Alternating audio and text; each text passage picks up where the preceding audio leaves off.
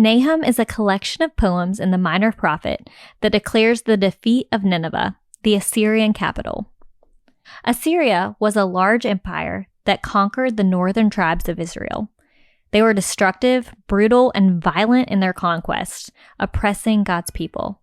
Nahum describes Nineveh as the city of blood, totally deceitful, full of plunder, and never without prey. The book of Nahum announces judgment for Nineveh's wicked ways. God used Assyria's reign to humble his people. They were blatantly sinning against him. But Nahum is a reminder that God does not abandon his chosen. In fact, the name Nahum actually means comfort, as it reminds God's people that hope is in Yahweh.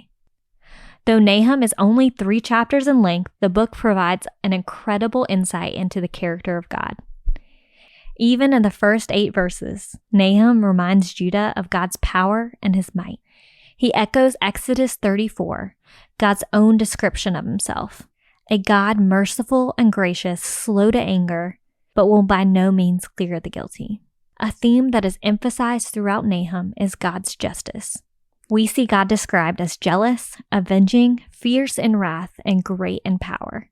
But also, in verse 7, we see that God is also good, a stronghold in the day of distress, and he cares for those who take refuge in him. God is the both and. He punishes evil, but also nurtures those who trust in him. And so Nahum continues warning Nineveh of its coming demise. I can imagine Judah's relief hearing Nahum's prophecy. I am sure that living under this cruel oppression felt never-ending, a weight that's almost unbearable. Nahum reminded God's people of their Savior. In chapters 2 and 3, Nahum describes vividly the destruction of Nineveh. Walls will tumble, wealth is plundered, armies flood the streets. The Assyrians are described as vicious lions, filling their dens with prey. Nahum even describes them as treating nations and clans like merchandise. Well, the Lord makes his feelings toward them abundantly clear. Beware, I am against you. This is the declaration of the Lord of armies. He repeats this twice. Nineveh will be devastated and humbled, with no one to help them from surrounding nations. Their beauty will turn to ash. Their leaders will be bound in chains. Fire will devour their gates, and locusts will eat their land. Nahum finishes by addressing the king of Assyria directly. He prophesies that he will be bound up severely with no one to help him. His nation will be scattered, and surrounding tribes will celebrate the end of his life. God's wrath against Assyria is severe. Nahum is a reminder of God's hatred of sin. If we're being truthful, we all deserve to be humbled just like Nineveh. Romans 3 reminds us that there is no one righteous, not even one. All have turned away, and they will together become worthless. There is no one who does good, not even one. We have all lifted other things above God: status, wealth, security, relationships. It can go on and on. We are adulterous people, but Jesus took on the wrath of our just God. Sin could not go unpunished, and Jesus bore the brutality that we deserved on the cross. Every sin that you ever committed, every sin that you ever will commit, is covered by Jesus' sacrifice for us, once and for all. As we reflect on Nahum, let's remember Nahum 1:7.